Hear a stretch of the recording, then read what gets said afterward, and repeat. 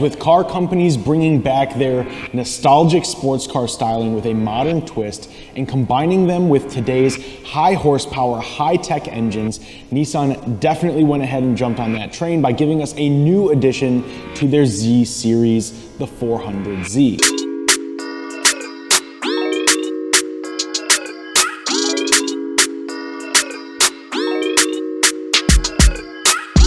Z series has been around for quite some time, actually starting in Japan as a Fairlady 1000 in Japan. Now, once that actually hit the North American market in 1963 as the Datsun Sports 1500, Datsun became known as a sports car builder.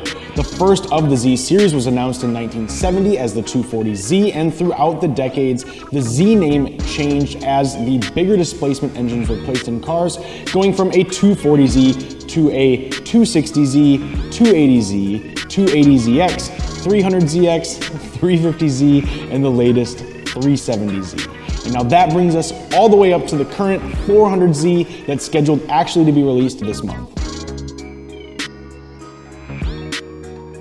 Now, as far as the power plant goes, the prototype 400Z used a twin-turbo V6, and with some further mentioned rumors that have actually been circulating around, we have been pretty certain that the car will actually come with the VR30 engine, and it's also rumored to be the same engine as the one that you'd actually find in the Red Sport Q60s. Now, with many new cars only being offered in automatic transmissions, one of the biggest things that actually got the enthusiast crowd attention was the fact that the 400Z would be available in a 6-speed manual transmission, which is pretty exciting for a lot of different people. Now, this could also open the doors for all of the old school enthusiasts who enjoy being able to manually shift as they scream through the gears.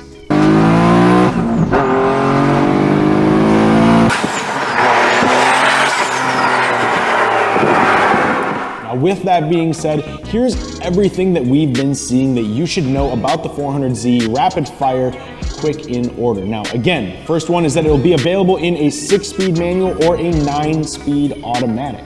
Now, it has been confirmed to have the VR30 DDTT. Again, heavy rumors say that it will be that red sport seen in the Q60 special edition cars with a possible ECU remapping for the Nismo version. Now, this would make a twin-turbo 3-liter V6 direct injection expected to make right around 400 horsepower. Now, this engine and chassis combo should fly since it's actually going to be over 700 pounds lighter than the Q50 Red Sport, which has a 0 to 60 of 4.5 seconds. Now, the 400Z is styled after the 240Z shape with 300ZX inspired taillights and has an overall shape imitating the 370Z. Now, with the chassis being based off the 370Z, the A-pillar and roofline actually give that away pretty heavily. Rumor says that it may share many of the same suspension components as the 370Z.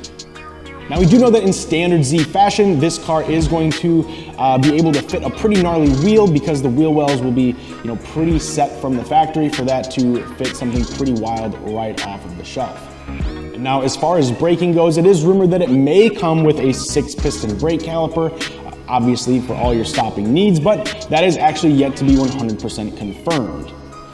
As far as the interior goes, the interior will be very similar to the 370Z layout-wise, but with a lot of updates and style cues to fit in with the Z32 240Z theme that we keep seeing throughout the car, but obviously with modern updates. It's still also a very minimal sports car approach that I think many will actually appreciate in a day of overly complex and cluttered dash configurations.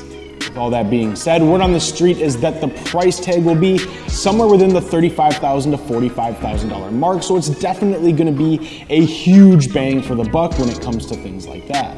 Now, when the initial release that was actually put out on the internet, many rendering pros such as BradBuilds, Jonsibal, and Yasiddesign, I really hope I said those right, already had started modifying the aesthetics of the car to show the world what potential it had, giving the tuner community hope that it has all the potential to be an amazing looking car.